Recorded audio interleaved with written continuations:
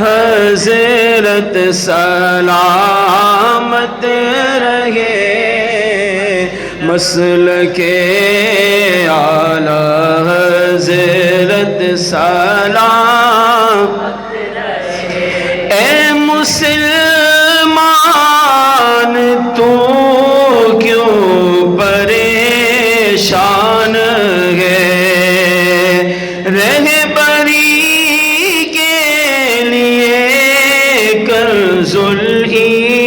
ایمان ہے اے مسلمان تو کیوں پریشان ہے رہبری کے لیے کنز ایمان ہے ہر قدم پر تیرا وہ نگہبان ہے چشمہ علم و حکمت سلامت رہے ہر قدم پر تیرا وہ نگہبان ہے چشمہ علم و حکمت سلامت رہے مسلک اعلی حضرت سلامت رہے مسلک اعلی حضرت سلامت رہے مسلک حضرت سلامت رہے مسلک اعلی حضرت سلامت اے بریلی میرا باغ جنت ہے تو یعنی جلوہ گئے اعلی حضرت ہے تو اے بریلی میرا باغ جنت ہے تو یعنی جلوہ گئے اعلی حضرت ہے تو بالیقین مرکز اہل سنت ہے تو یہ تیری مرکزیت سلامت رہے بالیقین مرکز اہل سنت ہے تو یہ تیری مرکزیت سلامت رہے مسلک اعلی حضرت سلامت رہے مسلک اعلی حضرت سلامت رہے روز محشر اگر مجھ سے پوچھے خدا بول آل رسول تو لایا ہے کیا روز محشر اگر مجھ سے پوچھے خدا بول آل رسول آج لایا ہے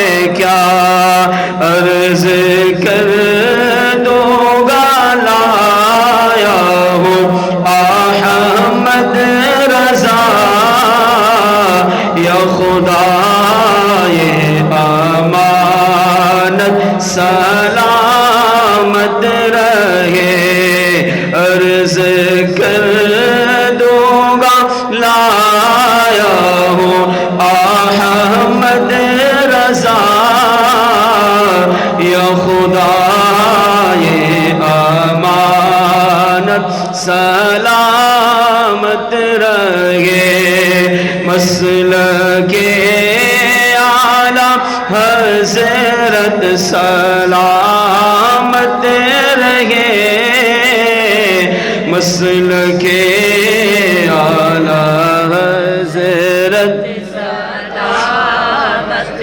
لاکھ جلتے رہے دشمنان رضا کم نہ ہوگے کبھی مدح خوان رضا لاکھ جلتے رہے دشمنان رضا کم نہ ہوگے کبھی مدح خوان رضا کہہ رہے ہیں سبھی عاشقان رضا مسلک اعلی حضرت سلامت رہے کہہ رہے ہیں سبھی عاشقان رضا مسلک اعلی حضرت سلامت رہے مسلک اعلی حضرت سلامت رہے مسلک اعلی حضرت سلامت نعرہ فیض رضا کا لگاتا رہو منکروں کے دلوں کو جلاتا رہو نعرہ فیض رضا کا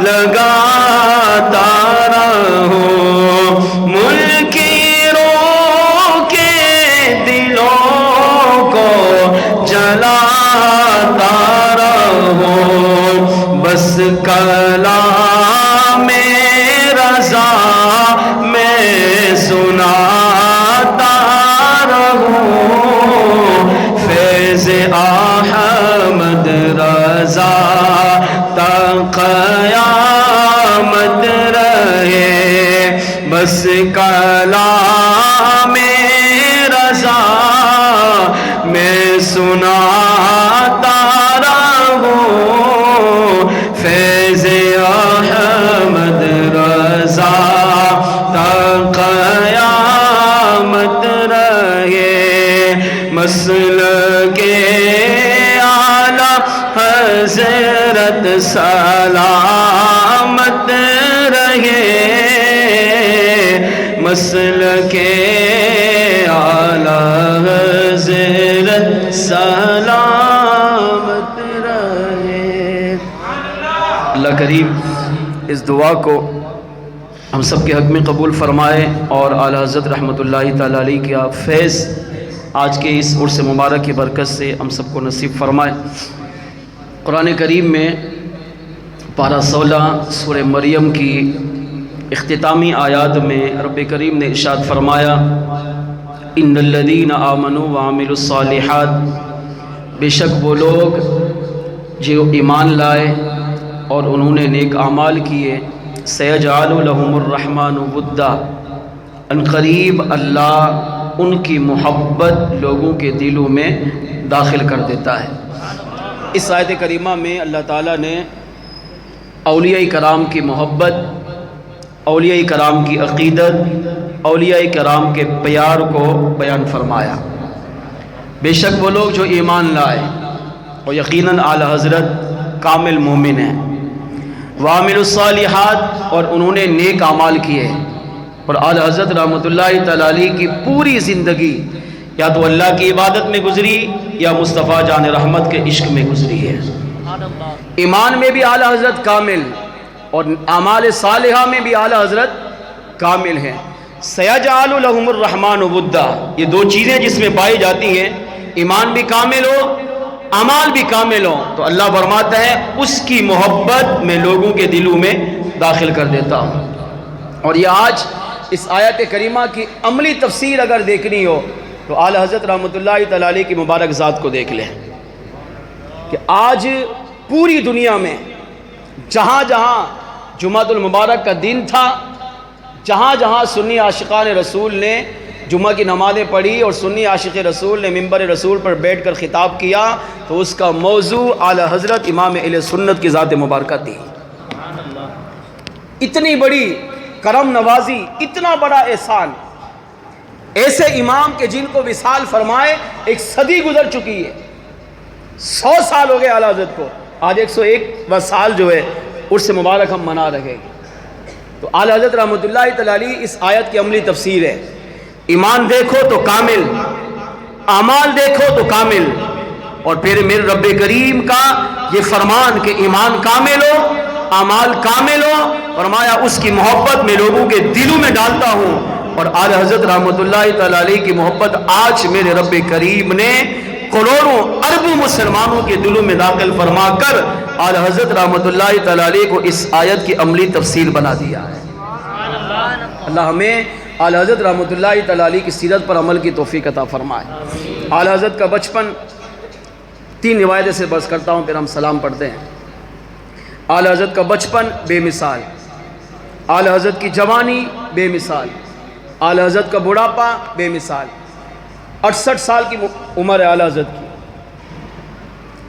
68 سال کی زندگی اعلیٰ حضرت نے پائی، اور 68 سالہ زندگی اتنی کمال کی گزاری، اتنی کمال کی گزاری کہ آج 1 صدی ہو گئی ہے، مگر دنیا اعلیٰ حضرت امام احمد رضا کو آج بھی جانتی ہے، آج بھی پہچانتی ہے۔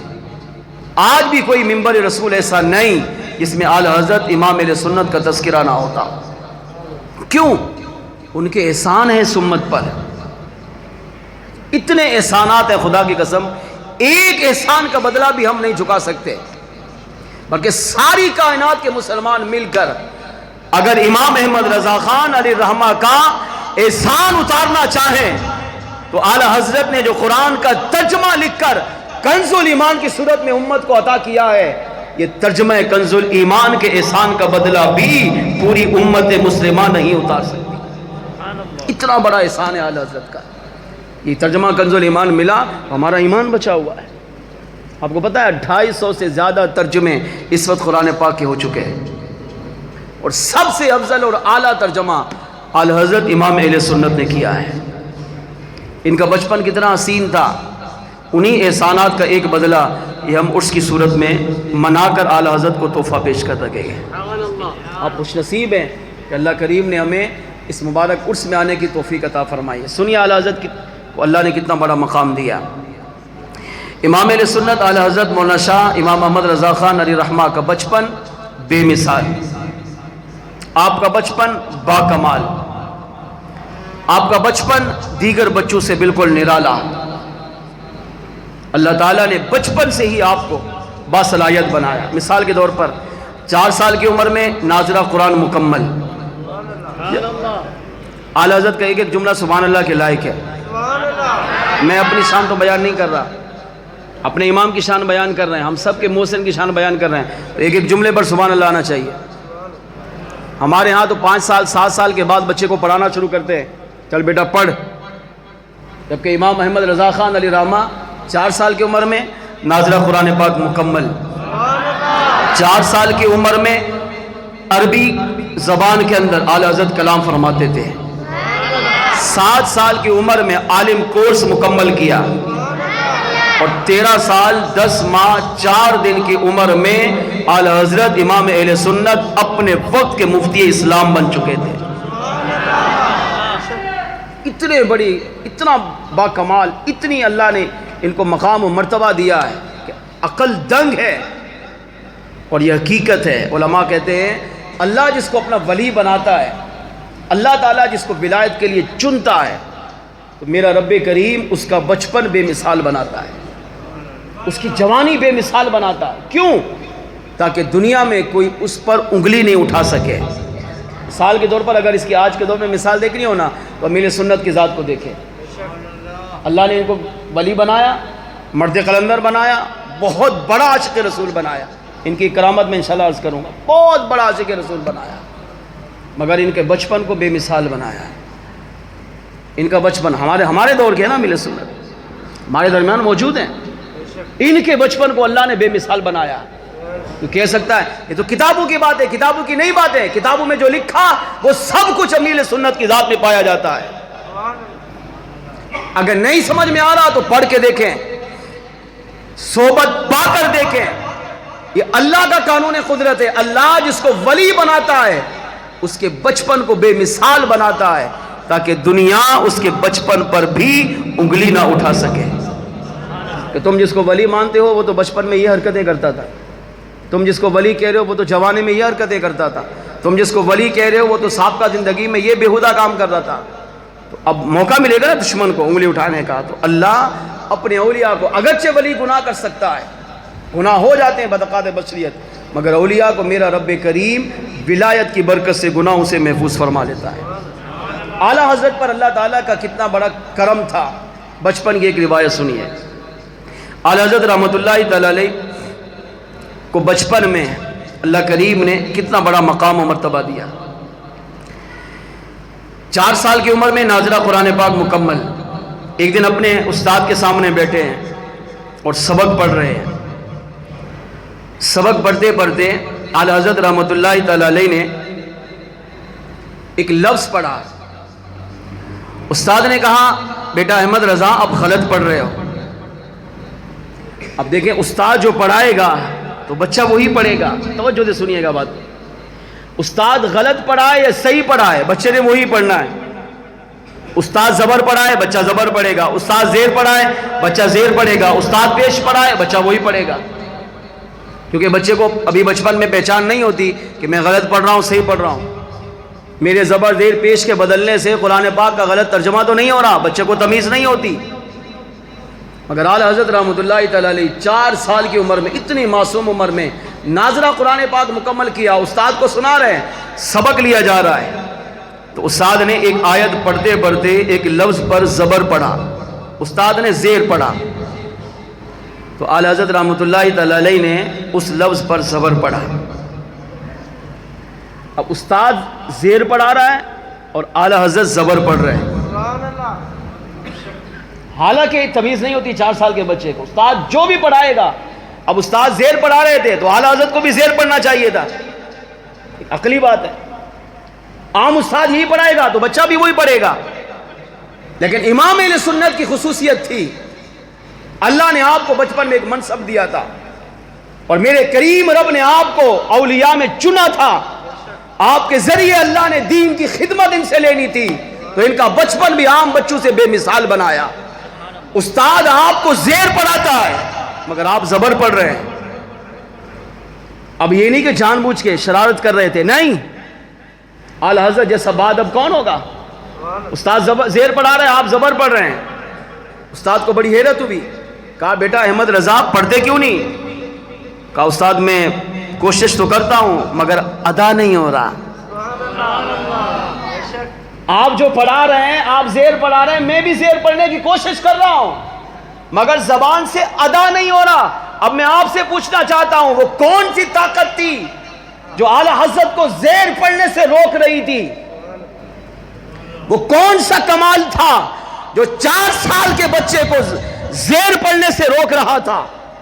حالانکہ استاد زیر پڑھا رہے، آپ فرماتے میں بھی زیر پڑھنا چاہتا ہوں مگر میری زبان سے زبر ادا ہو رہا ہے. استاد نے اعلیٰ حضرت کے دادا کو بلایا، مفتی رضا علی خان رحمۃ اللہ تعالی علیہ، بہت بڑے کمال کے مفتی تھے. ان کو قریب بلایا، کہا میں آپ کے بیٹے کو زیر پڑھاتا ہوں، یہ زبر پڑھتا ہے. اور کئی دفعہ پڑھایا، 1-2 دفعہ نہیں، کئی دفعہ پڑھانے کی کوشش کی مگر بچہ زیر پڑھ ہی نہیں رہا. قرآن کو دیکھا تو مفتی رضا علی خان اعلیٰ حضرت کے دادا نے قرآن کو دیکھا تو قرآن میں بھی زیر لکھا ہوا تھا. اب جو لکھا تھا استاد وہی پڑھا رہا تھا. آپ کے دادا نے کہا بیٹا احمد رضا جو استاد پڑھاتے ہیں یہ پڑھو. تو اعلیٰ حضرت کے استاد نے پھر زیر پڑھایا، آپ نے پھر زبر پڑھا. اس نے پھر زیر پڑھایا، آپ نے پھر زبر پڑھا، اس نے پھر زیر پڑھایا، آپ نے پھر زبر پڑھا. مفتی رضا علی خان رحمۃ اللہ تعالی علیہ عالم بھی تھے، ولی بھی تھے. اور جو ولی ہوتا ہے نا وہ پہچان لیتا ہے، وہ سمجھ جاتا ہے کہ اس بچے کے اندر کیا گزر رہی ہے. آپ کے دادا کو بڑی حیرت ہوئی، قرآن اٹھایا، قرآن کو دیکھا تو قرآن میں بھی زیر لکھا ہوا تھا. استاد صحیح پڑھا رہا تھا، زیر لکھا تھا، استاد زیر پڑھا رہا تھا، لیکن اعلیٰ حضرت زبر ادا کر رہے ہیں. مفتی رضا علی خان رحمۃ اللہ تعالی علیہ نے ایک بچے کو بلایا، کہا فلاں جگہ سے دوسرا قرآن اٹھا کے لا. وہ گیا الماری سے دوسرا قرآن اٹھا کر لایا تو آپ کے دادا نے دوسرے قرآن کو دیکھا تو اس پر زبر لکھا تھا. مزہ نہیں آیا؟ اتنی بڑی بات پہ اتنا چھوٹا سبحان اللہ. دوسرا قرآن اٹھایا تو اس پہ زبر لکھا تھا. اب جو استاد کے پاس قرآن ہے اس پہ زیر ہے، اور جو اعلیٰ حضرت کے دادا کے پاس قرآن ہے اس پر زبر ہے. تو آپ نے وہی قرآن اعلیٰ حضرت کے استاد کے سامنے رکھا، کہا حضرت احمد رضا صحیح پڑھ رہا ہے، یہاں زبر ہے. اور آپ کے جو قرآن میں زیر ہے وہ لکھائی میں لکھنے والے نے غلطی سے زیر لکھ دیا، حالانکہ وہاں بھی زبر تھا. تو اعلیٰ حضرت میرا بیٹا احمد رضا جو زبر پڑھ رہا تھا وہ صحیح پڑھ رہا تھا، لہذا قرآن میں جو لکھا تھا وہ غلطی سے زبر کی جگہ زیر لکھا گیا، چھپ گیا زیر. لیکن حق سچ یہ تھا جو احمد رضا کی زبان سے نکل رہا تھا. اب اعلیٰ حضرت کے دادا اعلیٰ حضرت کو اٹھا کر 4 سال کی عمر ہے گھر لے کر گئے، تنہا کمرے میں پوچھا، بیٹا احمد رضا جب استاد زیر پڑھاتے تھے تو آپ زیر پڑھتے کیوں نہیں تھے؟ کیا تم استاد کی بے ادبی کر رہے تھے؟ اعلیٰ حضرت نے 4 سال کی چھوٹی سی معصوم عمر میں اپنے زمانے کے ولی کامل دادا کو جواب ارشاد فرمایا. آپ نے عرض کیا، دادا حضور میں بے ادبی کی وجہ سے زبر نہیں پڑھتا تھا، میرا استاد زیر پڑھاتا تھا، میں بھی کوشش کرتا تھا اپنی زبان سے زیر کو ادا کروں، مگر میری زبان سے زیر کی بجائے زبر نکلتا تھا. عرض کیا، دادا حضور میں اپنی زبان پر اپنے آپ کو قدرت پاتا ہی نہیں تھا، ایسا لگتا تھا کہ جیسے کوئی میری زبان کو پکڑ کر زیر کی جگہ زبر پڑھا رہا. اگر میں اپنے آپ پر قدرت پاتا، اگر میں اپنی زبان پر قدرت پاتا، اپنے آپ پر اختیار پاتا، تو میں بھی اپنے استاد کی اتباع کرتے ہوئے زیر پڑھتا. مگر جب میں پڑھتا تھا تو اپنی زبان پہ مجھے قدرت نہیں ہوتی تھی، پڑھنا زیر چاہتا تھا مگر زبان سے زبر ادا ہوتا. اس سے پتا چلا کہ اللہ کریم نے اعلیٰ حضرت امام اہل سنت کو بچپن سے علم بھی عطا کیا، ولی کامل بھی بنایا ہے، اور جس کو اللہ کریم ولی بنا دیتا ہے اللہ کریم اسے بچپن میں بھی خطاؤں سے محفوظ فرما لیتا ہے. میرا رب کریم جانتا تھا کہ امام احمد رضا نے کل آگے جا کر اس نے دین کا کام کرنا ہے، میرے دین کو پوری دنیا میں عام کرنا ہے. اللہ کریم نے بچپن میں امام احمد رضا کو امام الانبیاء صلی اللہ علیہ وسلم کے صدقے ہر غلطی سے محفوظ فرما دیا. اگر غلطی ہو جاتی، مثلاً حالانکہ غلطی نہیں ہے، اگر اعلیٰ حضرت زیر پڑھ بھی دیتے کیا تھا؟ آپ پہلی بات ہے بچے ہیں، بچے کا گناہ ہوتا ہی نہیں ہے. دوسری بات، استاد پڑھا رہے تھے، استاد کی اتباع کرتے ہوئے اگر اعلیٰ حضرت زیر پڑھ بھی دیتے کوئی گناہ نہیں، استاد کی اتباع کی ثواب ملے گا، کوئی گناہ نہیں تھا اس میں. اور استاد بھی اپنی جگہ صحیح تھا، وہ زیر لکھا تھا تو وہ زیر ہی پڑھ رہے تھے. مگر اللہ تعالیٰ نے، آپ سوچیے چھوٹی بات نہیں ہے، اللہ تعالیٰ نے اعلیٰ حضرت امام اہل سنت کو بچپن سے زیر کی جگہ زبر پڑھنا بھی گوارا نہیں کیا. کیوں؟ کیونکہ اس بچے نے آگے چل کے امام بننا ہے، اس نے دین کا کام کرنا ہے، اس نے میرے بندوں کا سہارا بننا ہے، اس کے ذریعے تو دنیا میں دین اسلام عام ہوگا. یہی بچہ تو اہل سنت کے عقائد و اعمال کو سنبھالے گا، یہی بچہ لوگوں کا امام بنے گا، اسی بچے نے آگے دین کی خدمت کرنی ہے. اگر اعلیٰ حضرت بچپن میں زبر کی جگہ استاد کی اتباع کرتے ہوئے زیر پڑھ بھی دیتے، گناہ نہیں تھا بلکہ ثواب ملتا استاد کی اتباع میں. مگر دشمن کو موقع ملتا دشمن کہتا تم اپنے احمد رضا کو امام اہل سنت کہتے ہو، وہ تو بچپن میں قرآن غلط پڑھتے تھے. تم ہی واقعہ بیان کرتے ہو کہ استاد نے غلط زیر پڑھایا تو احمد رضا نے بھی زیر پڑھا. دشمن کو موقع ملتا، دشمن انگلی اٹھاتا، مگر اعلیٰ حضرت رحمۃ اللہ تعالی علیہ کو اللہ کریم نے دشمن کے ان انگلیوں سے بھی محفوظ فرمایا، تانوں سے محفوظ کیا. اور اعلیٰ حضرت علی رحمہ کی بچپن میں وہ بات جس کو عقل نہیں مانتی، عقل کہتی ہے نہیں ہو ہی نہیں سکتا، مگر حقیقت یہ ہے کہ میرے کریم رب نے اعلیٰ حضرت رحمۃ اللہ تعالی علیہ کو ان غلطیوں سے پاک فرمایا. اس امام احمد رضا جس کو بچپن میں اللہ نے ہر طرح کے عیب اور گندگی اور گناہوں سے پاک رکھا، اسی مبارک ذات کا آج ہم عرس منا رہے ہیں.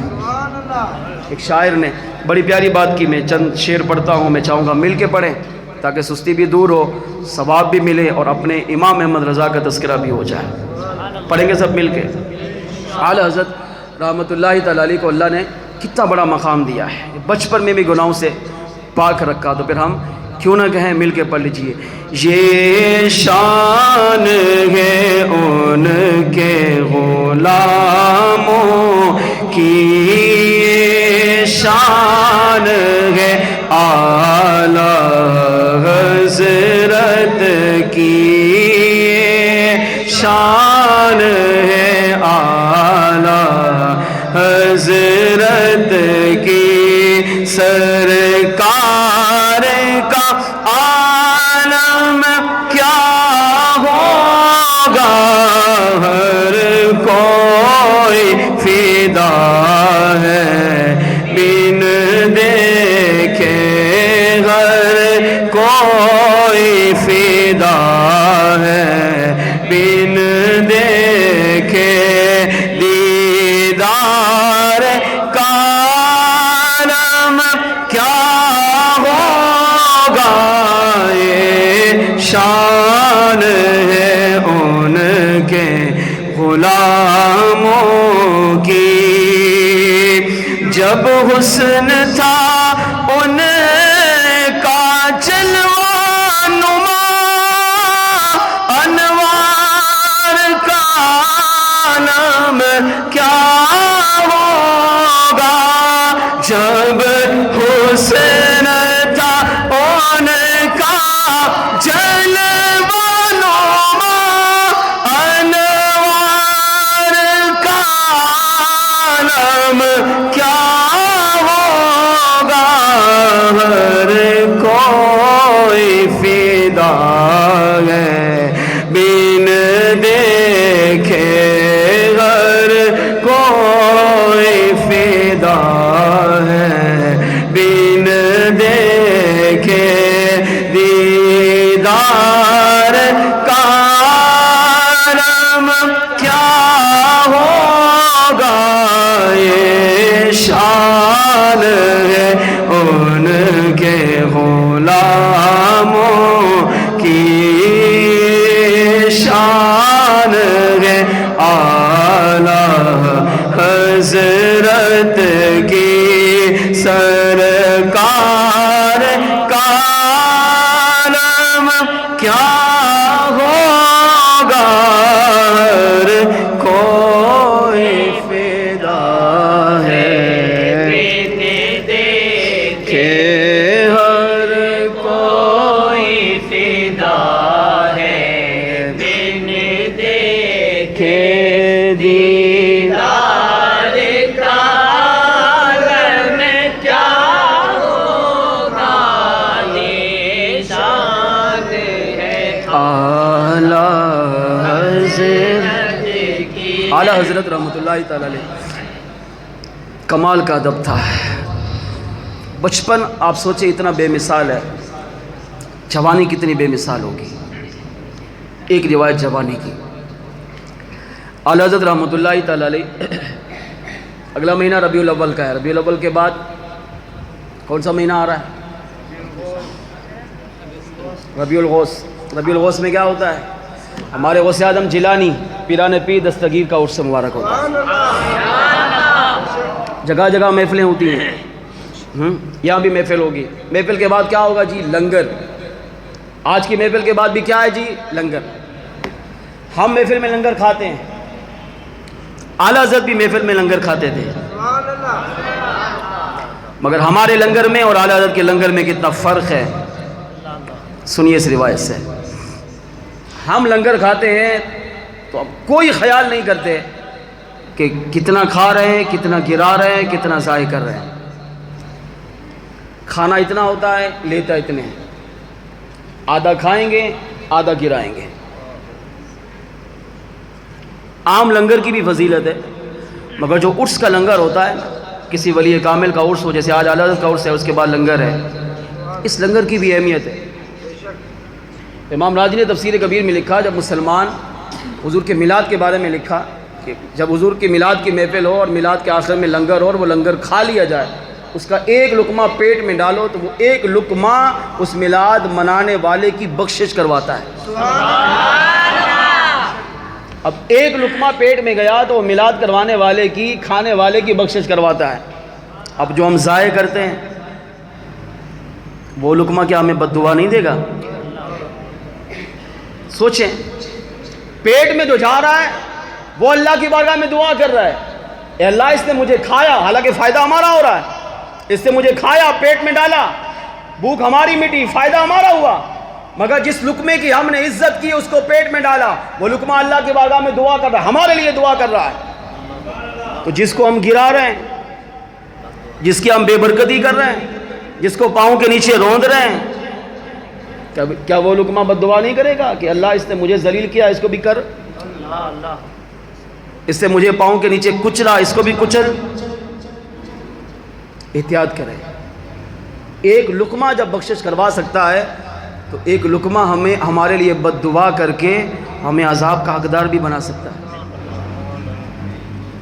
اور اس کی بے ادبی بہت بڑی بے ادبی ہے۔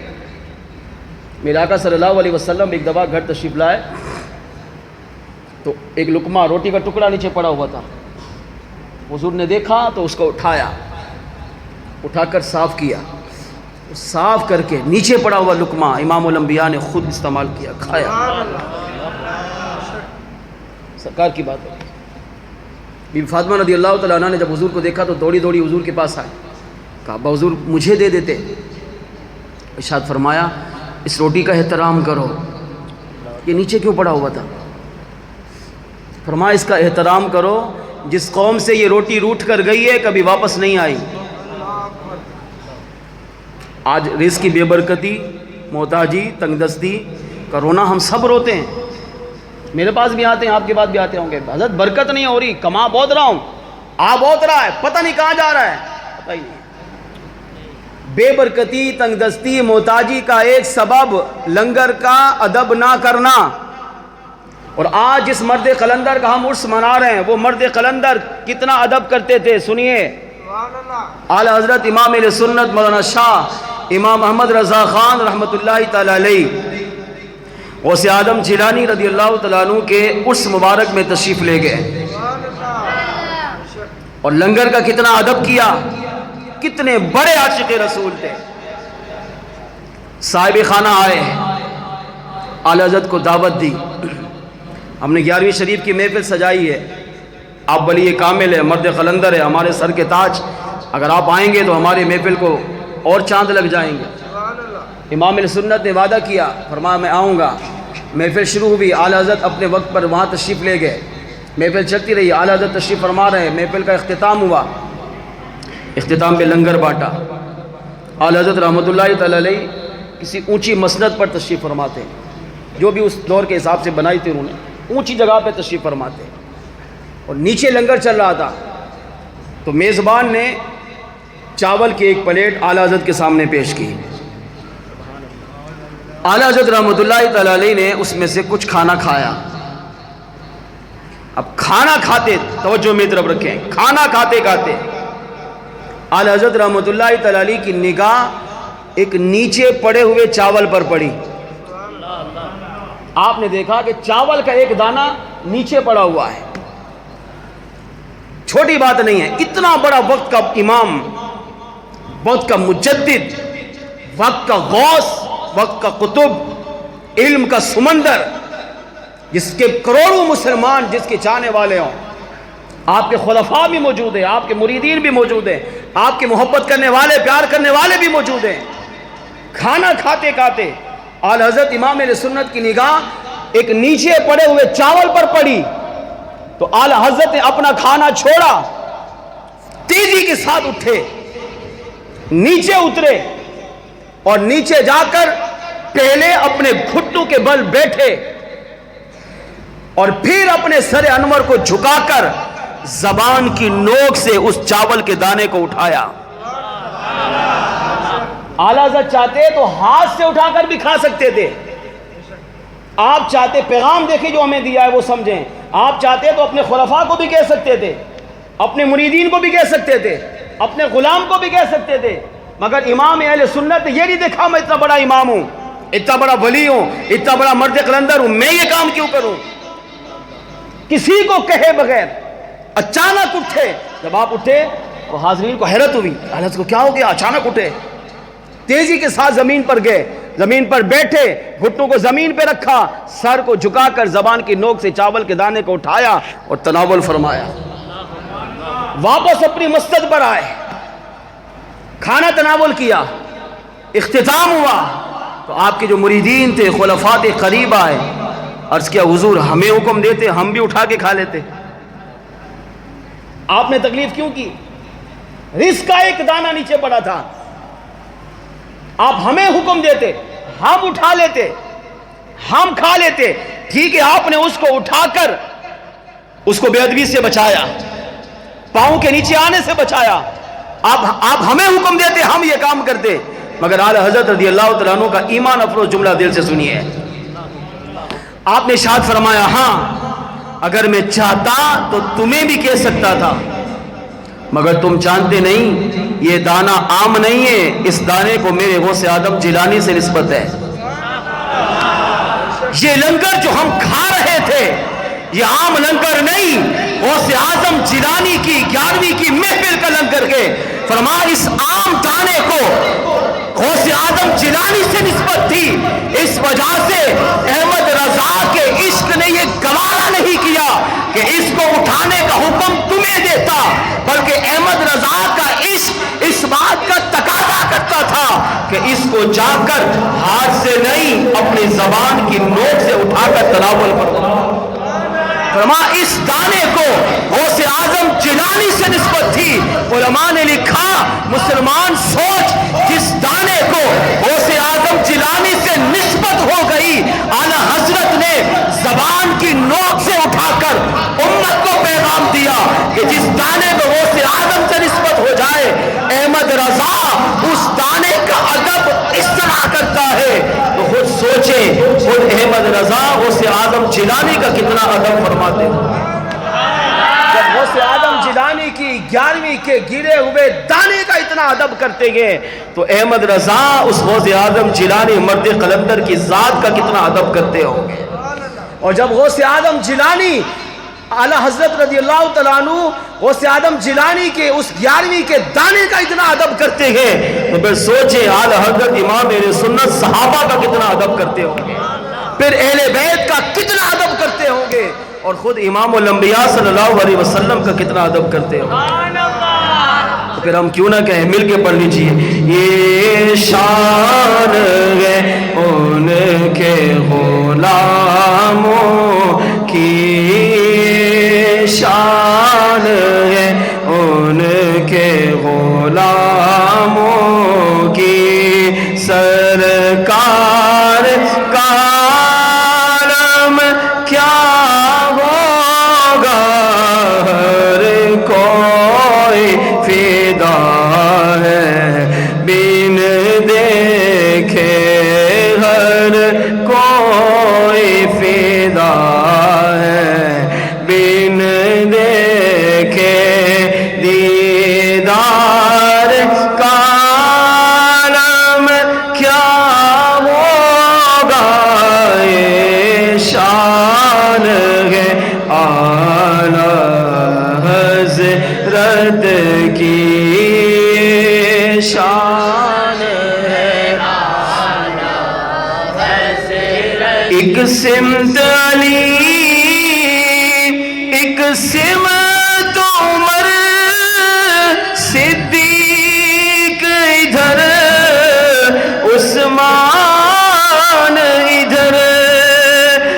سمت علی، ایک سمت عمر صدیق ادھر، عثمان ادھر، ان جگمگ جگمگ تاروں میں، ان جگمگ جگمگ تاروں میں مہتاب کا عالم کیا ہوگا، ان جگمگ جگمگ تاروں میں مہتاب کا عالم کیا ہوگا، یہ شان ہے اعلیٰ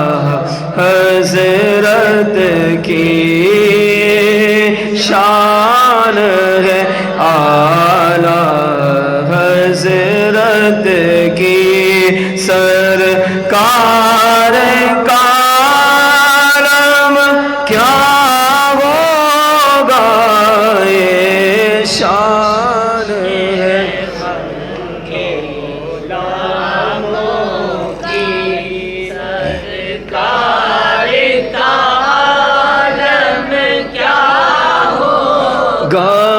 ہر کوئی فدا ہے بن۔ اعلیٰ حضرت رضی اللہ تعالیٰ عنہ آخری روایت، آپ جب 19 سال کے ہوئے تو آپ کے والد نے آپ کا نکاح کیا، اللہ تعالیٰ نے جو آپ کو اولاد دی وہ اولاد بھی عالم، خود بھی عالم، باپ بھی عالم، دادا بھی عالم، آگے اولاد بھی عالم، پورا گھرانہ علم کا سمندر۔ شادی کو 2 سال گزرے، 21 سال کی عمر ہوئی اعلیٰ حضرت علی رحمہ کی،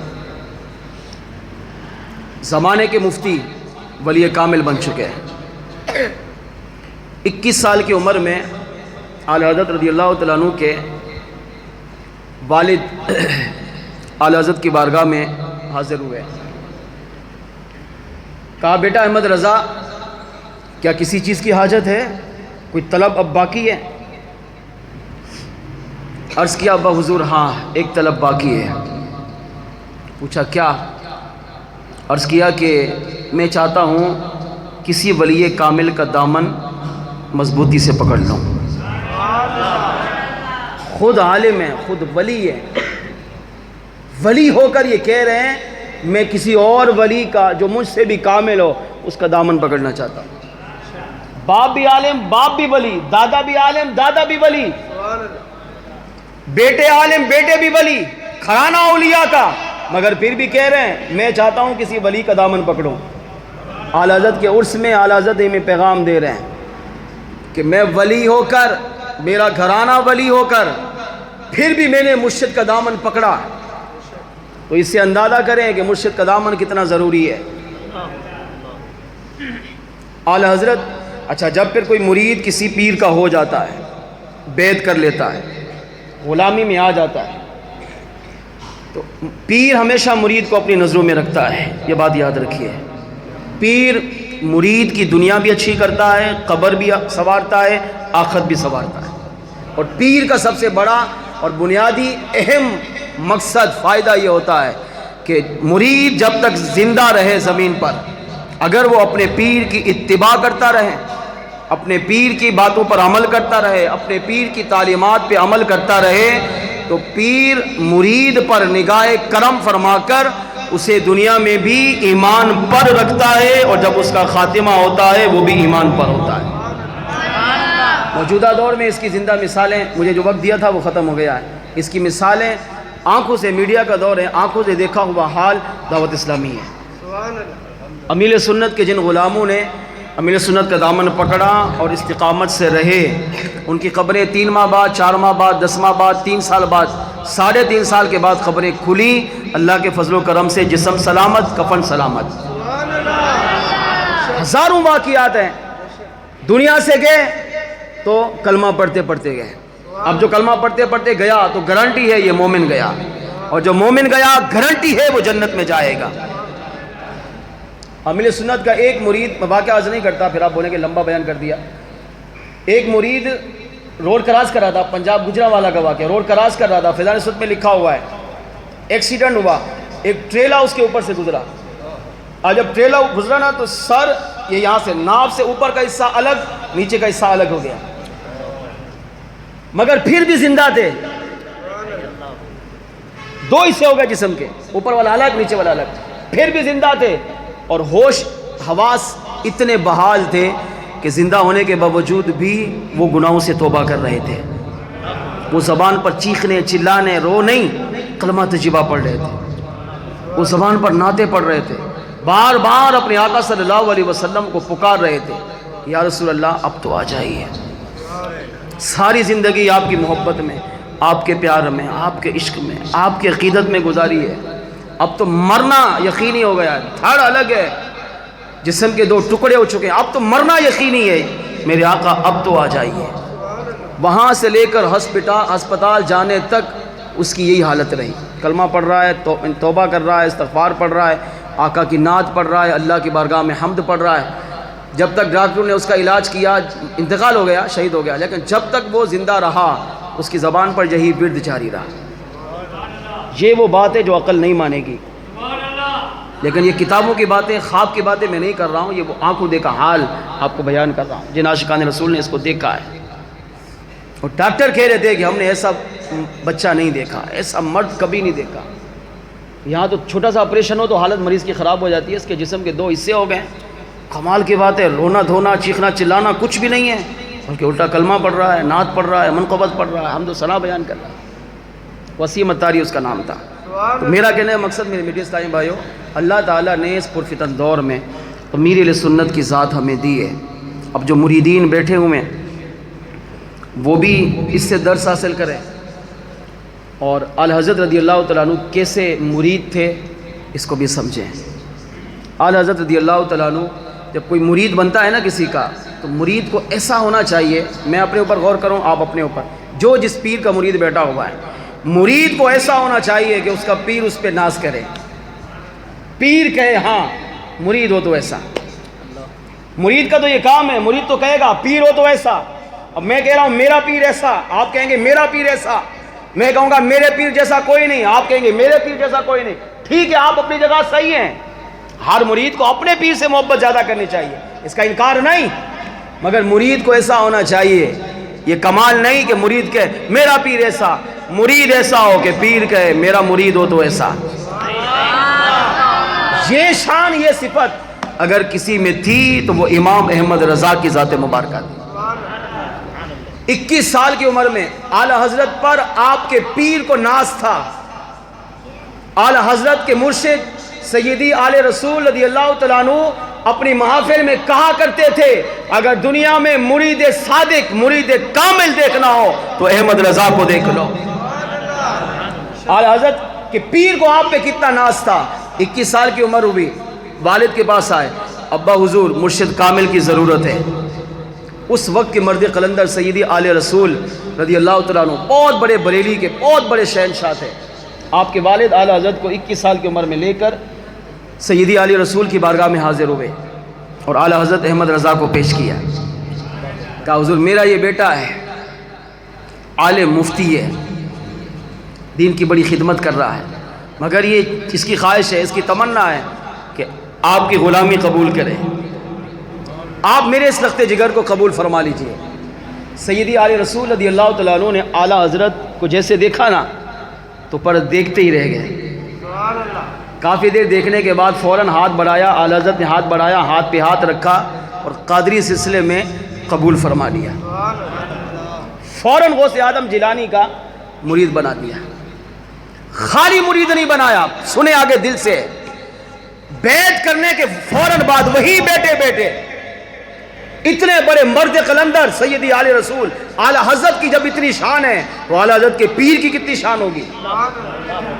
اتنا بڑے مرد قلندر ابھی اعلی حضرت آئے، غلامی میں قبول کیا اور وہیں بیٹھے سیاستہ، یہ حدیث کی 6 کتابیں ہیں، دورہ حدیث میں پڑھائی جاتی ہیں. سیاستہ کی حدیثوں کی سند کی وہیں بیٹھے اجازت بھی دی اور اپنا فوراً خلیفہ بھی بنا لیا.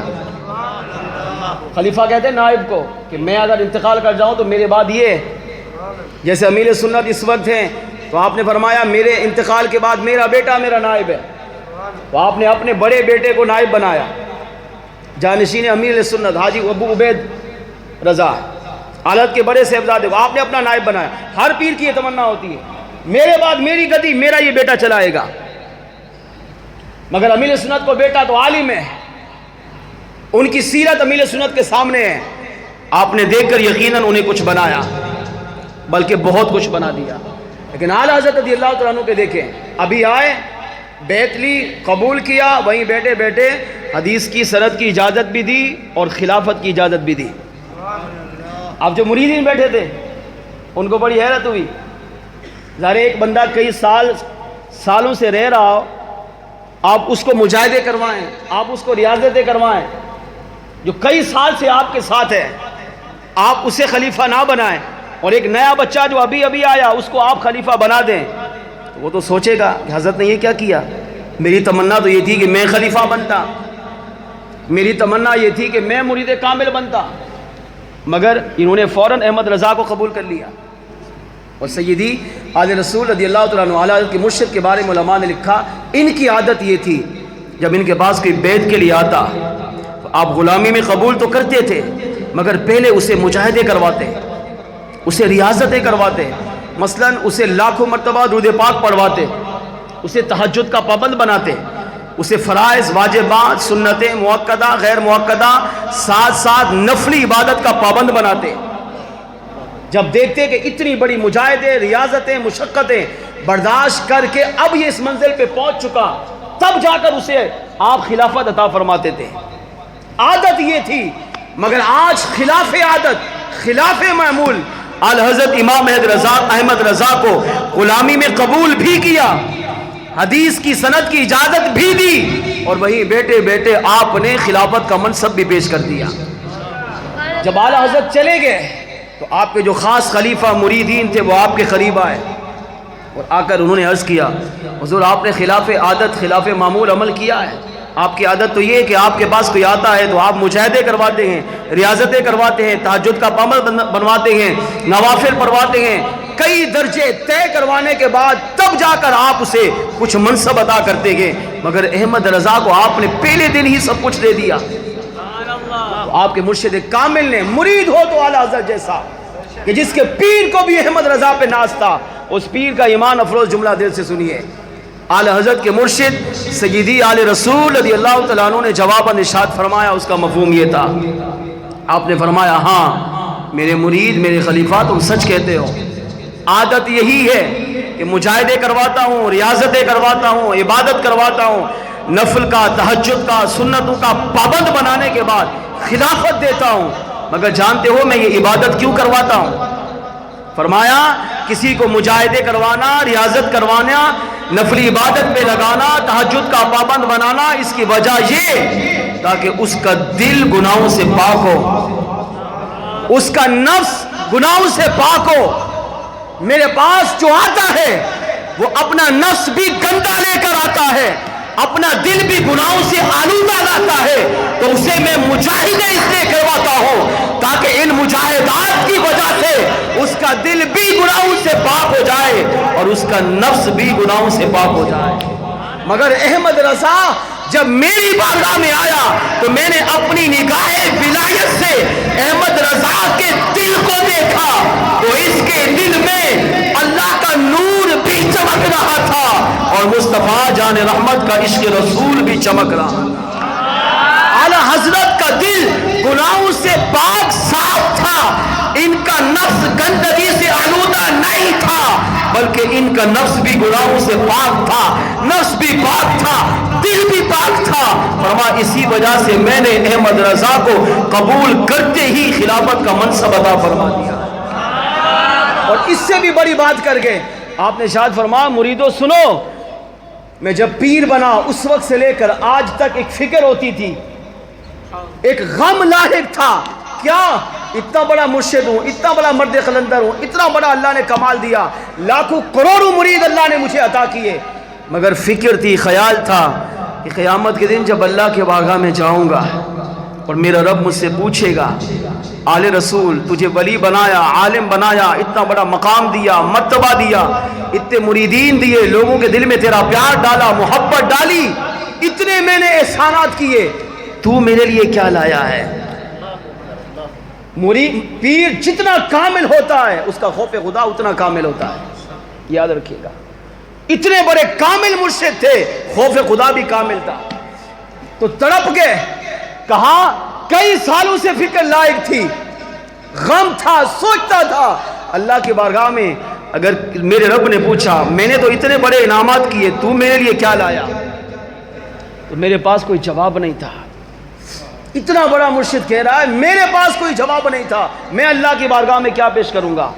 مگر میرے مریدوں، میرے خلفاء سنو، آج احمد رضا نے میری غلامی قبول کی ہے، اب احمد رضا کو غلامی میں قبول کر کے میری وہ فکر، وہ غم ختم ہو گیا۔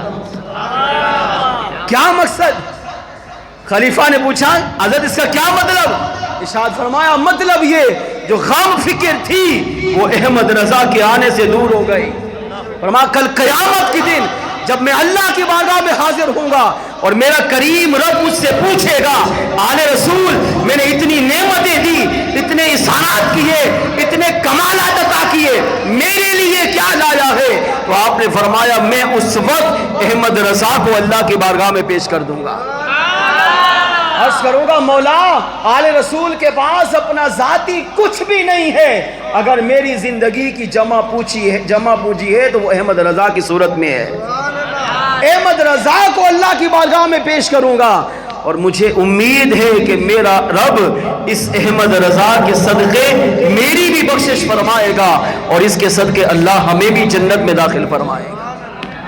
اعلی حضرت وہ تھے جن کے پیر کو اعلی حضرت پہ ناز تھا، اسی وجہ سے علماء نے لکھا مرید کو چاہیے زندگی ایسے گزارے کہ اس کی زندگی میں اپنے اس مرید پر اس کا پیر ناز کرے، پیر مثالیں دے کہ مرید صادق، مرید کامل، مرید اکمل کو دیکھنا ہو تو میرے احمد رضا کو دیکھ لیجئے۔ تو جس احمد رضا کو اللہ نے اتنا بڑا کمال دیا کہ مرشد بھی اعلی حضرت پہ ناز کرتے تھے، اللہ نے آج اسی احمد رضا کا دامن ہمیں بھی عطا فرمایا ہے۔ پھر ہم کیوں نہ کہیں، مل کے پڑھ لیجئے، یہ شان ہے ان کے غلاموں کی، یہ شان ہے ان کے غلاموں کی، سرکار کا نام کیا ہوگا، ہر کوئی فدا ہے بن دیکھے، ہر کوئی فدا ہے بن دیکھے، دیدار کا نام کیا ہوگا، یہ شان ہے اعلیٰ حضرت کی، چاہے تو اشاروں سے اپنے کایا ہی پلٹ دے دنیا کی، چاہے تو اشاروں سے اپنے کایا ہی پلٹ دے دنیا کی، شان ہے ان کے غلاموں کی، شان ہے اعلیٰ حضرت کی، سرکار کا نام کیا ہوگا، ہر کوئی فدا ہے بن دیکھے، ہر کوئی فدا ہے بن دیکھے، دیدار کا نام کیا ہوگا، یہ شان ہے اعلیٰ حضرت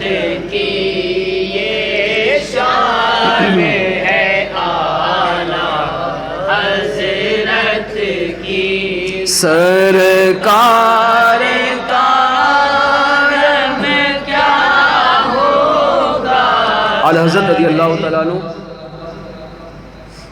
25 صفر المظفر جمعہ کا دن 1:38 پر پہلی اذان ہوئی.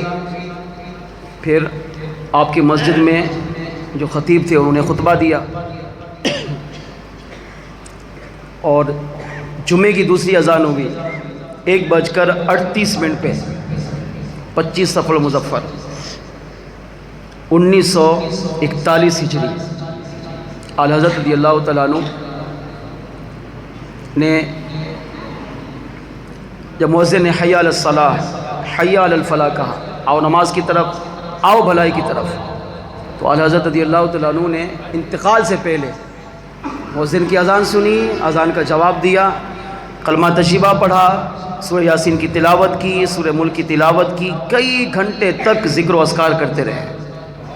اور جب اذان ہوئی تو اذان کا جواب دیتے دیتے 1:38 پر ہندوستان کے وقت کے مطابق مؤذن اس جملے پر تھا، حی علی الصلاح حی علی الفلاح، آؤ نماز کی طرف، آؤ بلائی کی طرف. اور اعلی حضرت نے ہمیشہ کے لیے اپنی آنکھوں کو بند کر دیا. اعلی حضرت رضی اللہ تعالیٰ عنہ کا وصال ہوا. ہمارا بھی انتقال ہوگا. ہماری حالت کیا ہوگی، ہماری کیفیت کیا ہوگی، وہ ہم اپنے اعمال پہ غور کر کے اس کا جائزہ لے سکتے ہیں. مگر جو نیک ہوتے ہیں، پاکیزہ لوگ ہوتے ہیں، اللہ کے ولی ہوتے ہیں، اللہ تعالیٰ انہیں وصال بھی بے مثال عطا فرماتا ہے. اعلی حضرت رضی اللہ تعالیٰ عنہ کا وصال بے مثال تھا، باکمال تھا. اعلی حضرت رضی اللہ تعالیٰ عنہ وہ ہیں کہ آپ کا جب انتقال ہوا 25 صفر جمعہ کا دن 1:38 پر مؤذن نے حی علی الصلاح حی علی الفلاح کہا، اعلی حضرت رضی اللہ تعالیٰ عنہ کا وصال ہوا. اور بریلی میں اعلی حضرت کا وصال ہوا، اور ادھر مدینہ تشریفہ میں امام الانبیاء صلی اللہ علیہ وسلم نے اعلی حضرت کا استقبال فرمایا. اعلی حضرت رضی اللہ تعالیٰ عنہ عرس مبارک ہے تو وصال کی بات عرض کر دیتا ہوں. اعلی حضرت رضی اللہ تعالیٰ عنہ امام الانبیاء صلی اللہ علیہ وسلم کی بارگاہ میں کتنے مقبول تھے. ساری زندگی مقبول رہے، مگر وصال میں بھی اعلی حضرت مقبول تھے. مصر کے ایک بزرگ، شام کے ایک بزرگ کہتے ہیں اعلی حضرت رضی اللہ تعالیٰ عنہ کا وصال 25 صفر جمعہ کا دن ہوا. تو شام کے ایک بزرگ کہتے ہیں میں اپنے گھر میں سویا ہوا تھا تو میں نے خواب دیکھا، اور خواب بھی کتنا لاجواب تھا. کہتے ہیں خواب دیکھا اور خواب میں امام الانبیاء صلی اللہ علیہ وسلم کا دیدار کیا.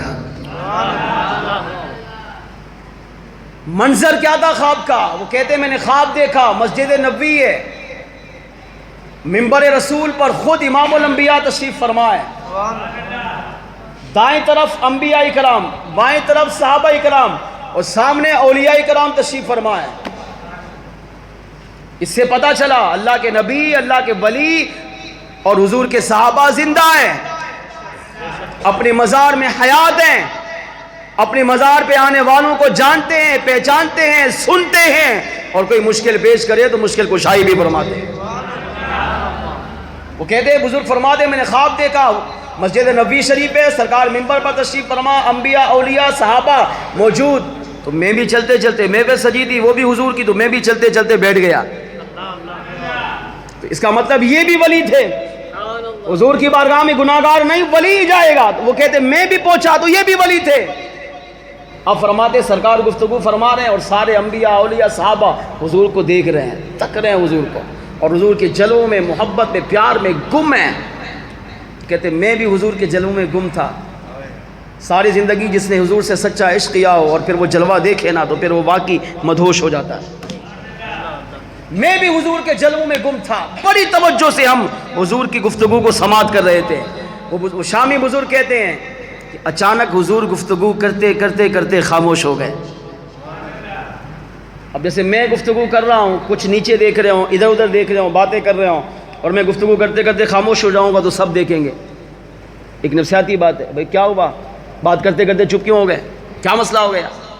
تو اب جو صحابہ یا اولیاء یوں جھک کر، سر کو جھکا کر بڑے با ادب طریقے سے حضور کو کی گفتگو سماعت کر رہے تھے، سرکار خاموش ہوئے، سب نے سر اٹھا کر دیکھا کہ آقا کو کیا ہوا، خاموش کیوں ہو گئے؟ وہ شامی بزرگ کہتے ہیں امام الانبیاء صلی اللہ علیہ وسلم گفتگو کرتے کرتے خاموش ہو گئے، تو میں آگے بڑھا، حضور کے قریب گیا اور عرض کیا یا رسول اللہ صلی اللہ علیہ وسلم خاموشی کی وجہ؟ ارشاد فرمایا ہمیں احمد رضا کا انتظار ہے، ہمیں احمد رضا کا انتظار ہے، ہمارا سچا عاشق احمد رضا ابھی اس محفل میں آنے والا ہے، اس کے انتظار میں میں خاموش ہو گیا۔ امام الانبیاء خاموش رہ کر، خاموشی فرما کر اعلیٰ حضرت رضی اللہ تعالیٰ عنہ کا انتظار کر رہا ہے۔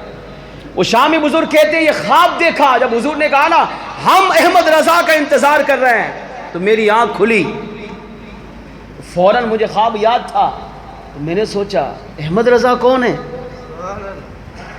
شام کہاں، بریلی کہاں، احمد رضا کون ہے؟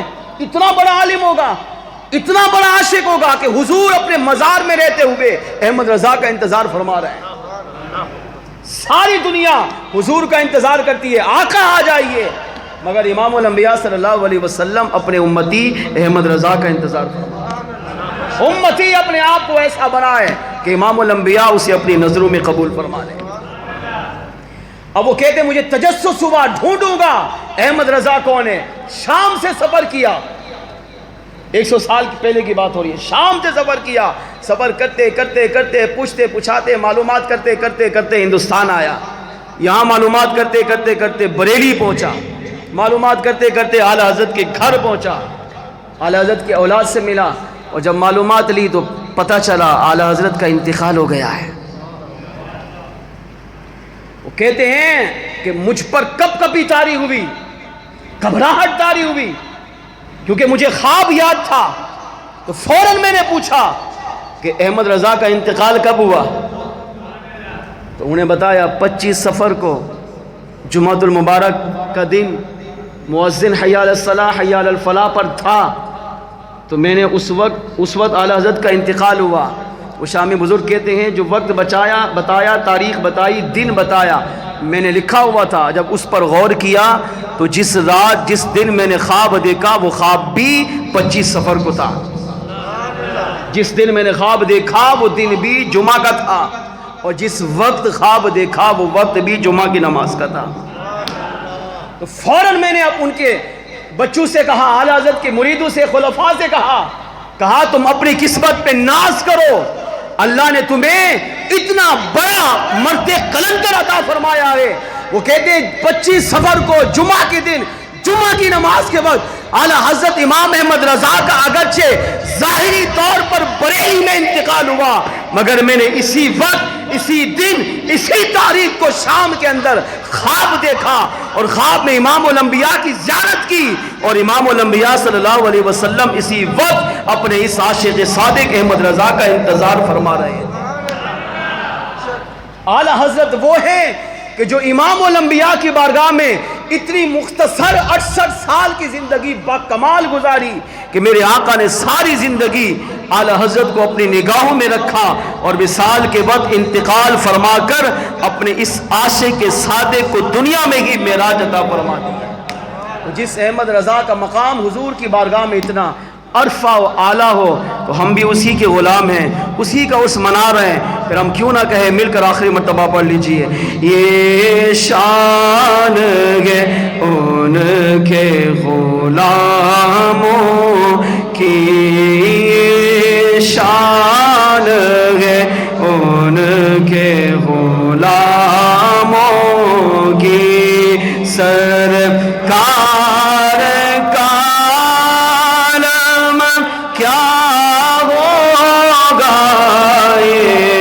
شان ہے اعلیٰ حضرت کی، شان ہے اعلیٰ حضرت، قدموں میں جبی کو رہنے دو، چہرے کا تصور مشکل ہے،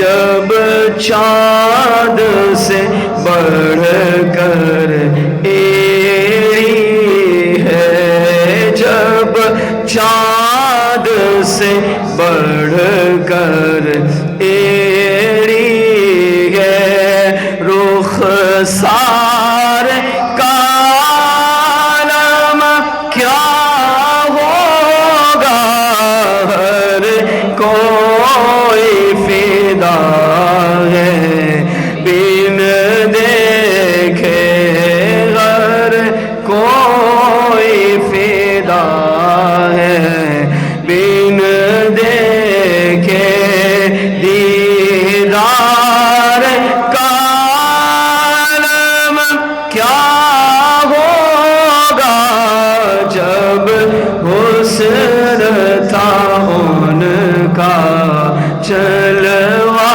نما، انوار کا عالم کیا ہوگا، یہ شان ہے اعلی حضرت کی، یہ شان ہے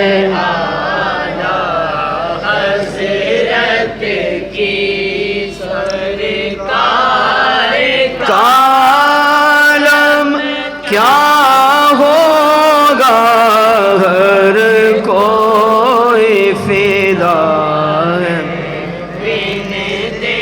اللہ کریم کی بارگاہ میں دعا ہے جو کچھ سنا اس پر ہم سب کو عمل کی توفیق عطا فرمائے۔ آخر میں ایک گزارش کروں گا، بہت ہی نازک دور ہے جس میں میں اور آپ جی رہے ہیں۔ اس دور میں اپنے آپ کو فتنوں سے بچانا، اپنے عقیدے کی حفاظت کرنا، اپنے ایمان کی حفاظت کرنا، اپنے اعمال کی حفاظت کرنا بہت مشکل ہو چکا ہے۔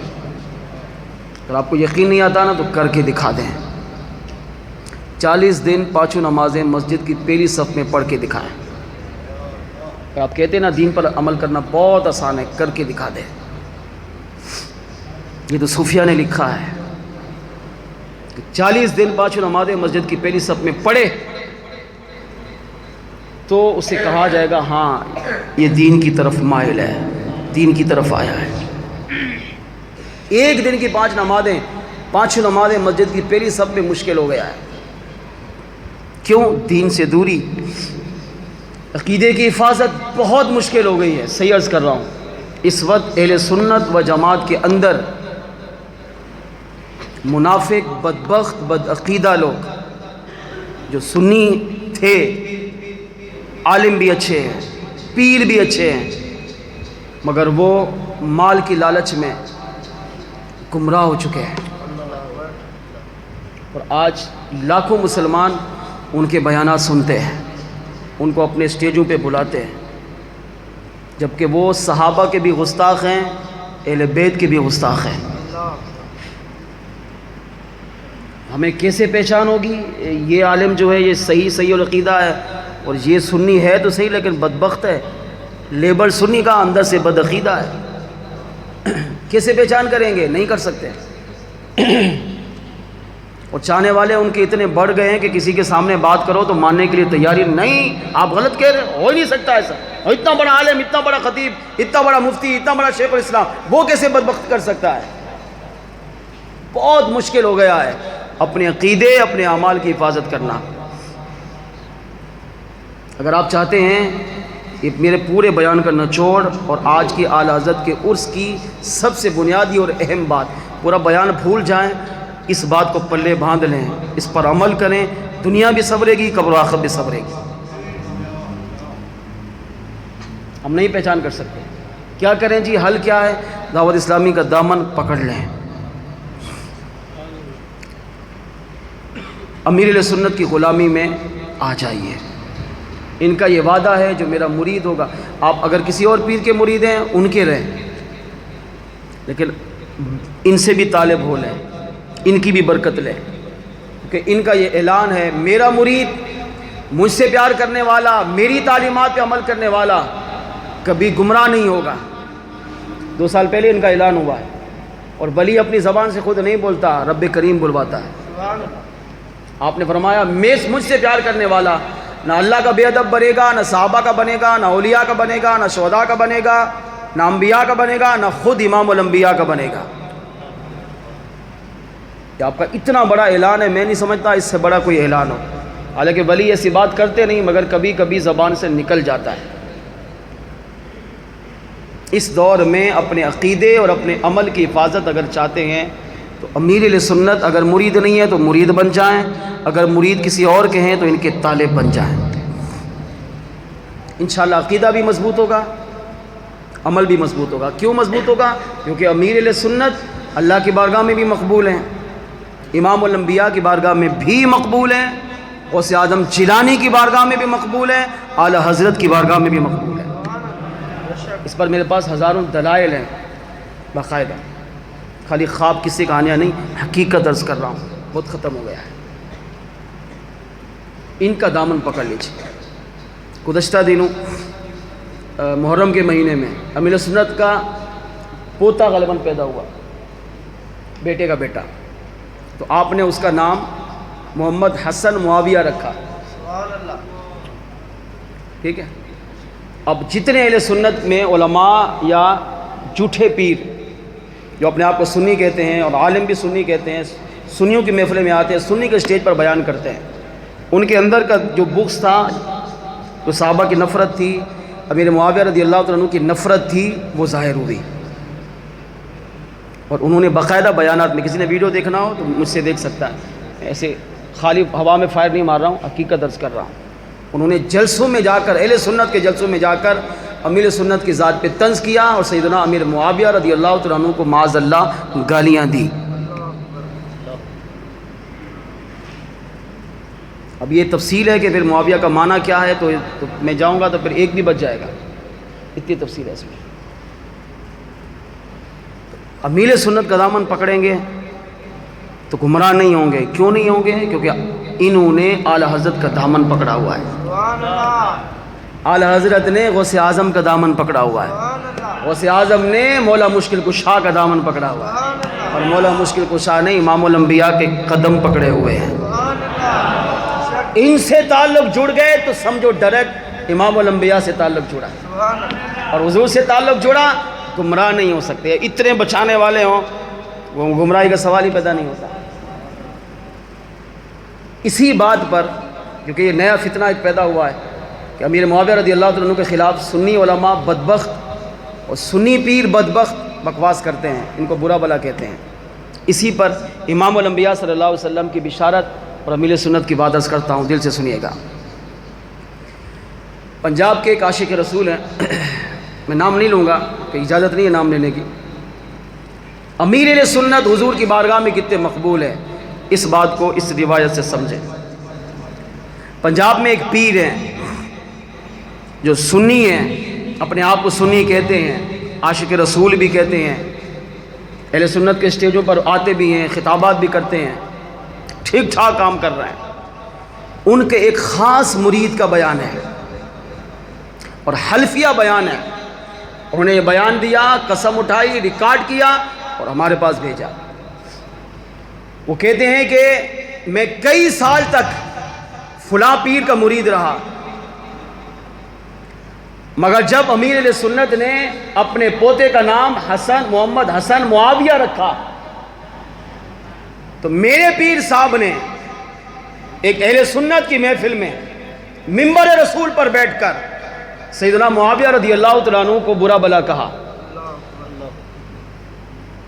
پیر برا بلا کہہ رہا ہے، مرید سامنے بیٹھا ہے۔ وہ کہتے ہیں جب انہوں نے سیدنا امیر معاویہ رضی اللہ تعالیٰ عنہ جو صحابی رسول ہیں، کاتب وحی ہیں، حضور کی بارگاہ میں منظور نظر ہیں، ان کو جب برا بلا کہا، وہ کہتے ہیں اللہ کی قسم میرے دل سے اسی وقت میرے پیر کی محبت نکل گئی۔ یہ اللہ جب کسی پہ انعام کرتا ہے تو اس طرح کرتا ہے۔ وہ ابھی بھی زندہ ہیں پیر، مگر وہ مرید صادق کہتا ہے کہ جب انہوں نے امیر معاویہ رضی اللہ تعالیٰ عنہ کو برا بلا کہا، وہیں بیٹھے بیٹھے میرے دل میں نفرت پیدا ہوئی، میں اٹھ کر چلا گیا اور باہر جاتے ہی کہا کہ میں اس اس مرشد کا مرید نہیں بن سکتا. میں نے وہیں بیعت توڑی. میرا پیر صحابہ کا بے ادب، میرا پیر صحابہ کا گستاخ میرا پیر نہیں ہو سکتا. پھر کہتے ہیں میں دعوت اسلامی والے کی بات نہیں کر رہا ہوں، سنی عاشق رسول کی بات کر رہا ہوں. اس کا نہ وہ اتاری تھا نہ دعوت اسلامی والا تھا. ایک نیوٹن لڑکا نوجوان، وہ کہتے ہیں کئی دن گزر گئے، میں یہ سوچتا رہا کس کی بیعت کروں، کس کی غلامی لوں، کس کی غلامی کا پٹا اپنی گردن میں ڈالوں. اپنے پیر سے تو میں نے جان چھڑائی، بیعت توڑ دی، مگر اس گم میں کش بکش میں تھا کس کی غلامی اختیار کروں. پاکستان میں تو ہزاروں پیر ہیں، میں کس کا دامن پکڑوں. وہ کہتے میں روزانہ یہ دعا کر کے سوتا تھا، اے اللہ مجھے وہ مرشد عطا فرما جو حضور کی بارگاہ میں منظور نظر ہو. مجھے وہ پیر عطا فرما جو کسی کا بے ادب گستاخ نہ ہو، جو اللہ کی بارگاہ میں بھی مقبول ہو، امام الانبیاء کی بارگاہ میں بھی مقبول ہو. وہ کہتے یہ دعا کر کے رات سوتا تھا. حسب معمول رات کو عشاء کی نماز پڑھی، گھر پہ آیا، بستر پہ آیا، اس دن دل بہت ڈوبا ہوا تھا. توجہ سے سنیے، دل سے سنیے میری بات کو. کہتے میں بہت دیر تک روتا رہا. کیوں؟ اپنے مرشد سے بیعت توڑی، کئی دن گزر گئے مگر مرشد صادق، مرشد کامل، مرشد اکمل نہیں مل رہا تھا. رات کو روتے روتے سو گیا. وہ کہتے سر کی آنکھ بند ہوئی، دل کی آنکھ کھلی. کیا دیکھا؟ امام الانبیاء صلی اللہ علیہ وسلم کا دیدار نصیب ہو گیا. میرے آقا مجھے خواب میں ملے، خواب میں حضور کا دیدار کیا. وہ سنی عاشق رسول دعوت اسلامی والا نہیں، ایک عام مسلمان ہے. وہ کہتے میں نے حضور کو خواب میں دیکھا تو حضور کو دیکھ کر حضور کے قدموں میں گر پڑا، زاروں قطار روتا رہا. ابھی قریب تھا اپنے دل کی بات زبان پہ لاتا. میرے آقا صلی اللہ علیہ وسلم پر قربان، حضور نے میرے دل کے خیال کو جان کر سمجھ کر مجھے ارشاد فرمایا میرے عاشق پریشان کیوں ہوتا ہے، جا امیر اہل سنت کی غلامی کو قبول کر لے. اگر تو چاہتا ہے کہ دنیا میں کسی مرد قلندر کی بیعت کروں اور وہ مرد قلندر میری بارگاہ میں مقبول نظر ہو، فرمایا اس ہستی کا نام الیاس قادری ہے. اگر تو چاہتا ہے کہ دنیا میں کوئی مرشد کامل مل جائے، فرمایا جا میں امام الانبیاء تجھے حکم دیتا ہوں امیر اہل سنت کی جا کے غلامی کو قبول فرما. اب آگے سنیں، خواب کہہ رہا ہے اور حضور کو خواب میں جس نے حضور کو دیکھا اس نے حق اور سچ دیکھا. یہ حدیث ہے، کیونکہ شیطان حضور کی شکل میں نہیں آ سکتا، یہ خواب شیطانی نہیں ہو سکتا، حلفیہ بیان ہے. اور حضور کو دیکھا تو حق اور سچ دیکھا. اب وہ کہتے میں چونکا، کیونکہ دعوت اسلامی سے دور تھا، دعوت اسلامی والا نہیں تھا، دعوت اسلامی کو جانتا پہچانتا، نام سنا ہوا تھا یہ تحریک ہے، مگر بد مذہب، اس کا پیر گمراہ تھا، فاسق تھا، بدبخت تھا، لیکن اسے اللہ نے نجات دی. وہ کہتے جب میں نے سنا نا کہ امام الانبیاء صلی اللہ علیہ وسلم نے خواب میں مجھے کہا، اور ایک بار نہیں 3 مرتبہ، جا امیر اہل سنت کی غلامی کو اختیار کر. اب اس کا بیان یہ ہے، میں نے خواب میں حضور سے پوچھا یا رسول اللہ صلی اللہ علیہ وسلم الیاس قادری کو آپ بھی امیر اہل سنت کہہ رہے ہیں؟ بہت بڑی بات ہے، خدا کی قسم. ہم تو اپنے پیر کو امیر سنت کہتے ہیں. امیر سنت کا مطلب ساری مسلمان، سارے اہل سنت کا بڑا امیر. وہ کہتے میں چوکا کہ سرکار نے امیر اہل سنت کا نام الیاس قادری نہیں لیا، بلکہ 3 مرتبہ فرمایا مرشد کامل چاہیے امیر اہل سنت کا دامن پکڑ، مرشد اکمل چاہیے امیر اہل سنت کا دامن پکڑ. اگر تو چاہتا ہے کہ ایسے مرشد کا دامن پکڑوں جو میری بارگاہ میں مقبول ہو، امیر اہل سنت کی غلامی اختیار کر. تو میں نے خواب میں پوچھا یا رسول اللہ آپ بھی ان کو امیر سنت کہہ رہے ہیں؟ آپ بھی ان کو امیر سنت، مطلب کیا تھا؟ ہم تو نہیں مانتے ان کو امیر سنت، ہم تو اپنے پیر کو امیر سنت کہتے تھے، مگر یا رسول اللہ آپ بھی ان کو امیر سنت کہہ رہے ہیں. تو میرے آقا صلی اللہ علیہ وسلم نے خواب میں جو جواب ارشاد فرمایا اس کا مفہوم یہ ہے. وہ عاشق کہتا ہے کہ میں نے جب پوچھا آقا آپ بھی ان کو امیر سنت کہہ رہے ہیں، تو میرے آقا علیہ السلام نے ارشاد فرمایا ہاں ان کو اہل سنت کا امیر ہم نے تو بنایا ہے. ان کو دنیا نے اہل سنت کا امیر نہیں بلکہ خود امام الانبیاء صلی اللہ علیہ وسلم نے الیاس قادری کو امیر اہل سنت بنایا ہے. ہم نے انہیں امیر سنت بنایا، لہذا جس کو ہم امیر اہل سنت بنا دے جا ان کی غلامی اختیار کر.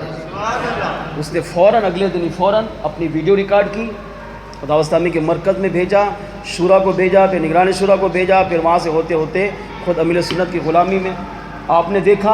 اور اسی وقت بیٹھے بیٹھے وہ کہتا ہے کہ میں اتنا روتا رہا جب سرکار تشریف لے گئے. میں نے کہا یار جس الیاس قادری کو ہم گالیاں دیتے تھے، برا بلا کہتے تھے، ان کی توہین کرتے تھے، بے عزتی کرتے تھے، ان کو کبھی اچھا سمجھتے نہیں تھے، گمراہ سمجھتے تھے، ان کا اتنا بڑا مقام ہے کہ خود امام الانبیاء صلی اللہ علیہ وسلم مجھے آ کر خواب میں فرما رہے ہیں جاؤ ان کی غلامی اختیار کر کیونکہ ہم نے ہی انہیں امیر سنت بنایا ہے.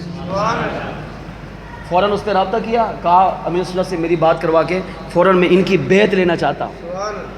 تو نگران شورا نے کہا کہ وہ تو ہیں ہی موجود نہیں، باہر گئے ہوئے ہیں. تو پھر امیر سنت کے شہزادے جو آپ کے خلیفہ ہیں ان سے رابطہ کیا اور ہاتھوں ہاتھ انہوں نے شہزادوں نے فون پر انہیں اپنی غلامی میں قبول کر لیا. یہ ثبوت ہے اس بات کا کہ اس دور میں امیر اہل سنت امام الانبیاء صلی اللہ علیہ وسلم کی بارگاہ میں مقبول ہے. اور جو حضور کی بارگاہ میں مقبول ہو، مجھے آپ کو چاہیے ہم بھی ان کا دامن پکڑیں. اللہ عمل کی توفیق عطا فرمائے. صلاۃ والسلام کے لیے کریں.